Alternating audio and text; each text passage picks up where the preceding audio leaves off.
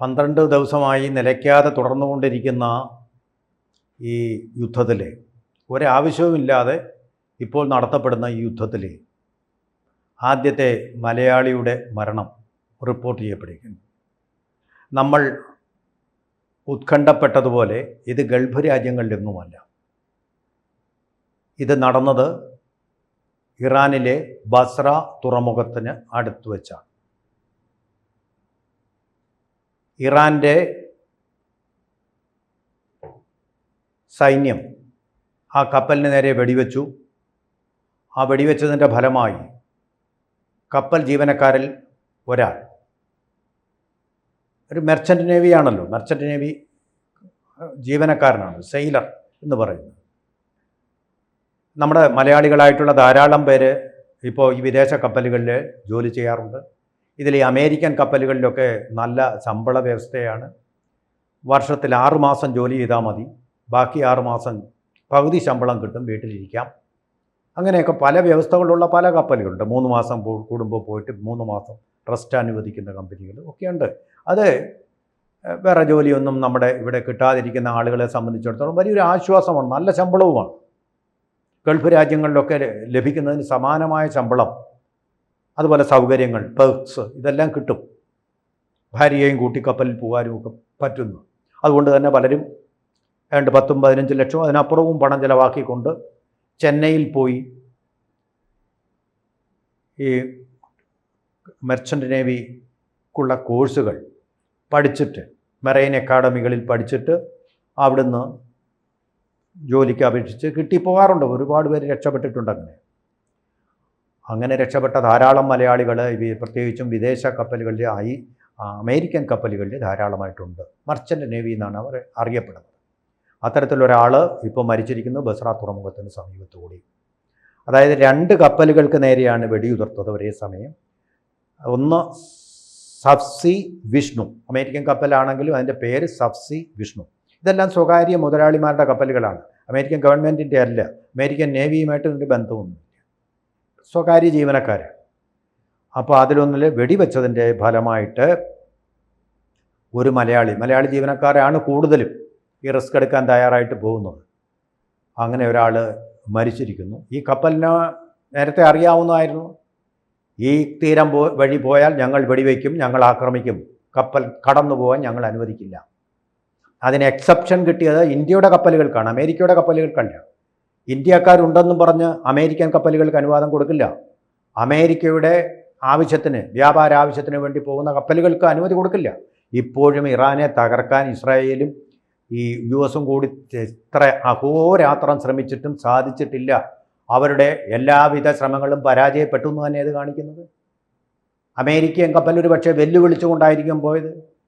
അത് വളരെ തെറ്റായിപ്പോയി. കാരണം അതിലെ ഇന്ത്യക്കാരെ ഉൾപ്പെടെയുള്ള ജീവനക്കാരുടെ ജീവൻ പണയം വെച്ചുകൊണ്ടുള്ള ഒരു സാഹസമാണത് കാണിച്ചത്. ജീവൻ അത്ര വിലയില്ലാത്ത വസ്തുവല്ല, എണ്ണയേക്കാളും വിലയുള്ള വസ്തുവാണ് ഈ ജീവൻ എന്നുള്ളത് മനസ്സിലാക്കണം. തീർച്ചയായിട്ടും ഇക്കാര്യത്തിൽ നരേന്ദ്രമോദിയുടെ ഇടപെടൽ ഉണ്ടാവും.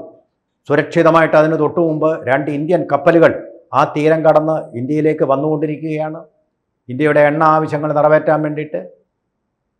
അമേരിക്കൻ കപ്പലുകളിലെയും അതുപോലെ തന്നെ യുദ്ധക്കപ്പലുകളിലെയും ഒക്കെ ക്യാപ്റ്റന്മാർ ഇത് കണ്ട് പുരികം ചുളിച്ചു. വടിവാളുകൾക്കിടയിലും കുന്തങ്ങൾക്കിടയിലും നീട്ടിപ്പിടിച്ച വടിവാളുകൾക്കിടയിലൂടെയൊക്കെ നടന്നു പോകുന്ന ആ ചങ്കൂറ്റമുണ്ടല്ലോ, ആ ഇരട്ടച്ചങ്കാണ് ഇന്ത്യ അവിടെ കാണിച്ചത്. പ്രിയങ്ക ഗാന്ധി പണ്ട് കളിയാക്കിയ 65 സെൻറ്റിമീറ്റർ നെഞ്ചളവ്, അതിൻ്റെ ഇടയിലുള്ള ഇരട്ടച്ചങ്ക്, ആ ചങ്കിൻ്റെ ധൈര്യം അതാണ് കാണിച്ചത്. കാണിച്ചു കൊടുക്കുകയാണ് ലോകത്തിന് എന്താണ് വേണ്ടതെന്ന്. സംസാരിച്ചു, കേട്ടേ പറ്റൂ ആൾക്കാർ. കാരണം ആൾ നരേന്ദ്രമോദിയാണ്. ഓപ്പറേഷൻ സിന്ദൂർ നടത്തി കാണിച്ചു കൊടുത്തു. നിങ്ങൾ ഈ കാണിക്കുന്ന സമയമൊന്നും ആവശ്യമില്ല, കേവലം 22 മിനിറ്റ് മതി ശത്രുപാളയങ്ങൾ ഭസ്മമാക്കാൻ, വെണ്ണീറാക്കാൻ ഞങ്ങൾക്കെന്ന് കാണിച്ചു കൊടുത്ത നരേന്ദ്രമോദി. ഇപ്പം ഈ സ്വകാര്യ കപ്പലുകളിൽ പോകുന്നതിലൊന്നും മോദിക്ക് ആ കപ്പലുകൾ അനുവദിക്കണമെന്ന് പറയാൻ പറ്റില്ല. കാരണം അവയുടെ പതാക ഇന്ത്യയുടെ പതാകയല്ല, അത് അമേരിക്കയുടെ പതാകയാണ്. അവിടാണ് വ്യത്യാസം. ഒരാളങ്ങനെ തീർന്നു. അമേരിക്ക അറിഞ്ഞുകൊണ്ട് അവിട്ടാണ് ഇന്ത്യക്കാരനെ ബലിയാടാക്കുക എന്നുള്ളത്. അവരുടെ ഒരു തന്ത്രമാണ്. ഒരു തരം ഈ ഫാൾസ്റ്റാഫ് പറഞ്ഞ പോലെ, ഫാൾസ്റ്റാഫ് എന്ന് പറഞ്ഞ ഷേക്സ്പിയറുടെ ഒരു കഥാപാത്രമുണ്ട്. ആ കഥാപാത്രം പറയുന്നത് ബ്രിട്ടീഷ് രാജാവിന് പറഞ്ഞു കൊടുക്കുകയാണ്, യുദ്ധം ജയിക്കാൻ ആദ്യം നിങ്ങൾ കുറേ കഴിവില്ലാത്ത ആൾക്കാരെ മുമ്പിൽ നിർത്തണം, അവർ വെടിയേറ്റങ്ങ് മരിക്കും. അപ്പോൾ അവരുടെ തോക്കിലെ വെടിയുണ്ടകൾ തീർന്നു കഴിയുമ്പോൾ യുദ്ധം അങ്ങ് അവസാനിക്കും. ഫാൾസ്റ്റാഫ് പറയുന്ന പോലെ ഇന്ത്യക്കാരനെ ബലി കൊടുത്തുകൊണ്ട് ഇറാൻ്റെ ശക്തി ഒന്ന് പരീക്ഷിക്കുകയായിരുന്നു ലക്ഷ്യം. ഇപ്പോഴും ഇറാന് ശക്തിയുണ്ട്, അമേരിക്കൻ കപ്പലുകൾക്ക് നേരെ വെടിയുതിർക്കാനുള്ള ചങ്കൂറ്റവും ഉണ്ടെന്നുള്ളതാണ് ഇത് കാണിക്കുന്നത്. ആവശ്യമില്ലാത്ത യുദ്ധത്തിന് പോയിട്ട് വീണ്ടും 3 തവണ നാണം കെട്ട അമേരിക്ക വീണ്ടും നാണം കെട്ടിരിക്കുന്നു. ഇത്രയും സമയം യുദ്ധം നീണ്ടുപോകുന്നതിൻ്റെ അതിനെക്കുറിച്ചുള്ളൊരു വിശകലനം അത്രമാത്രമേ ഉള്ളൂ. യുദ്ധം നിർത്തിക്കാൻ അവരെ കൊണ്ട് പറ്റുന്നില്ല, കഴിയുന്നില്ല. ആവാത്ത പണിക്ക് പോയത്. നമ്മുടെ മലയാളത്തിൽ തന്നെ ഒരു ചൊല്ലിയുണ്ടല്ലോ, വഴി കിടന്ന പാമ്പിനെ എടുത്ത് ആവശ്യമില്ലാതെ എടുത്ത് മടിയിലെടുത്ത് വെച്ചത്. അതുപോലൊരു പരിപാടിയായിപ്പോയി. അതിൻ്റെ ഫലമാണിപ്പോൾ ഒരു മലയാളിക്ക് ജീവൻ ബലികഴിക്കേണ്ടി വന്നത്. ഗൾഫിലെ നമ്മുടെ ആൾക്കാർ ഇതുവരെ ഒരാളും മരിച്ചിട്ടില്ല.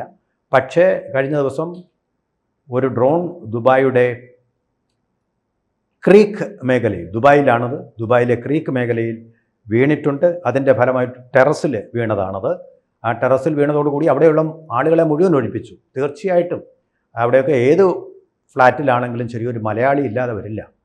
കാരണം അത്രമാത്രമാണ് ആ മലയാളികളും ആ അറബികളും ഇടകലർന്നുള്ള ജീവിതം ദുബായിൽ എന്നുള്ളതൊരു വസ്തുതയാണ്. അപ്പോൾ അവിടെയും ഒരു ആശങ്ക ഉണ്ടായിട്ടുണ്ട്. തീർച്ചയായിട്ടും അങ്ങനെയുള്ള ആശങ്കകളും പരിഹരിക്കാൻ നരേന്ദ്രമോദിക്ക് കഴിയും. നരേന്ദ്രമോദിക്ക് മാത്രമേ കഴിയൂ എന്നുള്ളതാണ് വസ്തുത.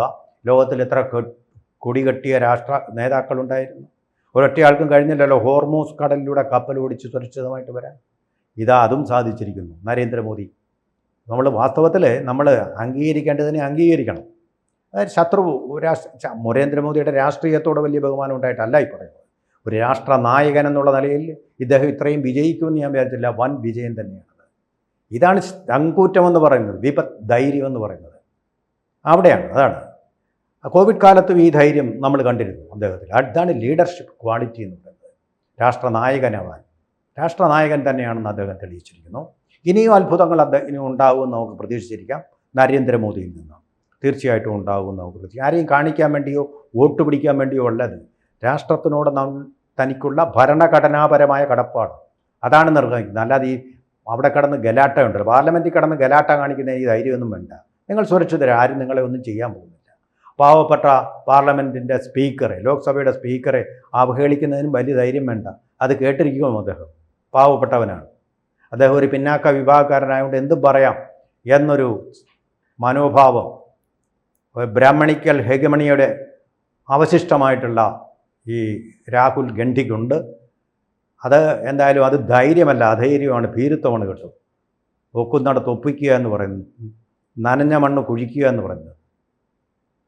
അപ്പോൾ അതുപോലുള്ളൊരു ധൈര്യമാണ് കാണിക്കുന്നത്. പക്ഷേ ഇതാണ് ഇന്ത്യ. 140 കോടി ജനങ്ങളുടെ രോമാഞ്ചമായിട്ടുള്ള അഭിമാനമായിട്ടുള്ള ധൈര്യം. അതാണ് നമ്മൾ കണ്ടത്. അമേരിക്കൻ കപ്പൽ കാണിച്ചത് ആ വിഡ്ഢിത്തം, അത് ഇന്ത്യക്കാരൻ്റെ ജീവൻ്റെ വിലയുള്ള വിഡ്ഢിത്തമായിപ്പോയി. കൂടുതൽ വാർത്തകളും വിശേഷങ്ങളും നിങ്ങളിലേക്ക് എത്താൻ ABC മലയാളം സബ്സ്ക്രൈബ് ചെയ്യുക, ബെൽ ബട്ടണും അമർത്തുക.